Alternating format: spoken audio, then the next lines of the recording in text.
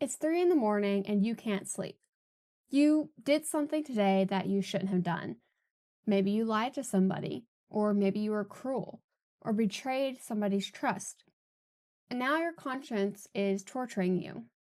So you try to rationalize it and tell yourself that it doesn't matter. But the voice keeps talking, making you feel guilty and ashamed and disgusted with yourself. But if your conscience is you, why can't you control it? Why can't you just tell it to stop bothering you? Why does it have this autonomous power to make you miserable, no matter what you actually think? Well, the answer is that your conscience isn't exactly you. It's the voice of who you could become, calling you to task for falling short.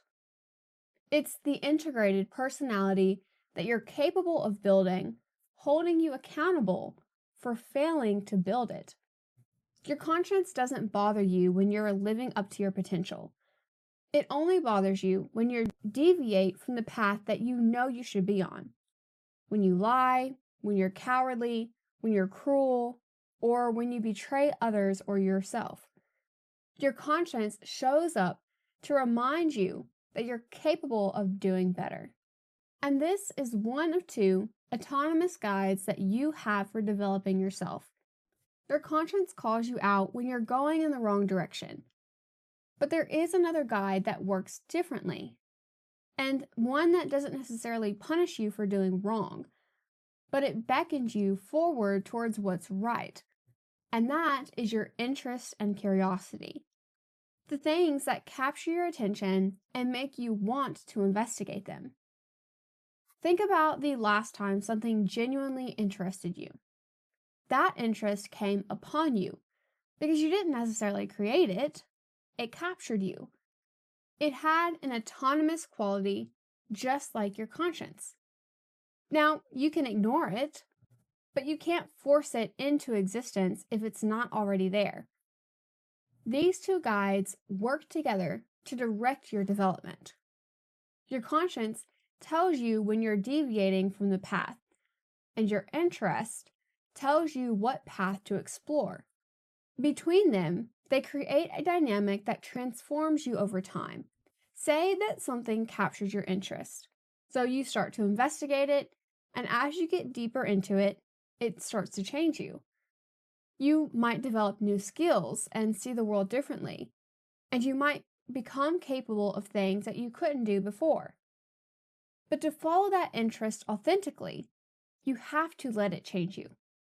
You have to be willing to let go of parts of yourself that aren't compatible with where the interest is leading.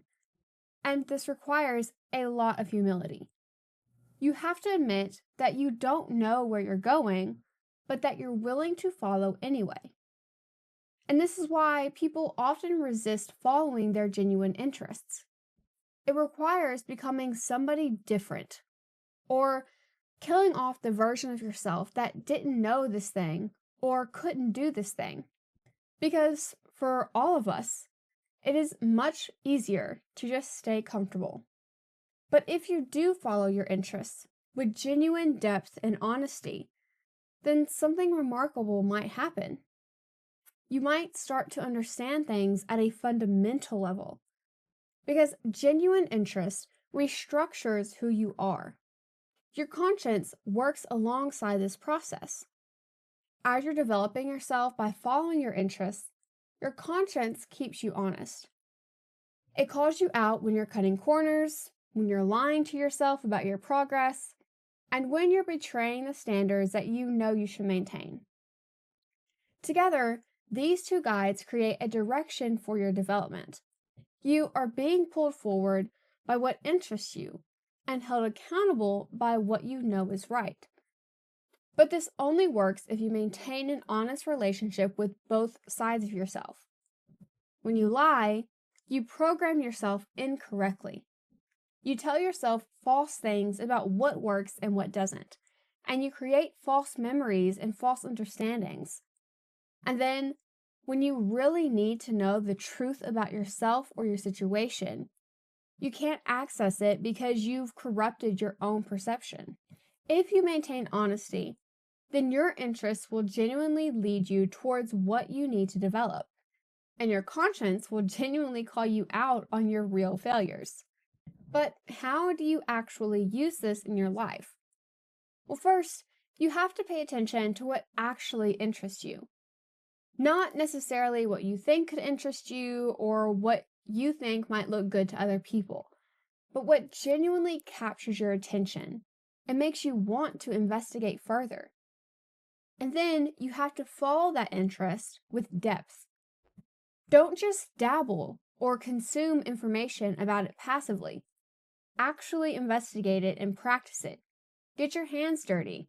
Let it teach you things that you didn't expect to learn and change how you see the world. And as you do this, pay attention to your conscience. When it bothers you, don't just push it away. Ask what it is trying to tell you. If your conscience is calling you out, most likely there's a reason. The dynamic between these two guides creates what we could call meaning. Meaning in the sense that you are on the right path in life, that you're developing in the right direction. Your life is oriented towards something worthwhile if you have meaning. But when you feel meaningless, it's often because you are not following your genuine interests, or you're ignoring your conscience. You're drifting and not building towards anything. The solution is to just pick something, anything. Find something that genuinely interests you and start investigating it. Don't worry about whether or not it's the right thing, whether you're going to make money. You don't know what the right thing is, because nobody does. But if you pick something and you follow it honestly, your aim will get better. If you wait until you know for certain which path is right, then you might never move. You might stay frozen at the bottom, getting older, watching opportunities pass you by. The cost of not choosing is much higher than the cost of choosing wrong. Your conscience and your interests will correct your course as you go, as long as you let the guidance system work for you. Because the goal is to become the kind of person who can satisfy all of their needs across time in a way that is sustainable and socially valuable. You're just not that person yet. Most of us aren't. But the possibility of becoming that person still exists within you. It speaks to you through your interests and your conscience. And if you listen to both voices honestly, then they might guide you toward becoming something much better than what you are right now. And it's not a comfortable process. It requires getting rid of simpler versions of yourself and following paths that might be scary. It also requires being held accountable by standards that you set, so standards you won't be able to escape. But the alternative is staying who you are right now. And maybe you're comfortable with that. But it might mean never finding out who you could become. So, with that said, thank you guys so much for watching. And as always, don't forget to like, comment, and subscribe. And I'll see y'all next time.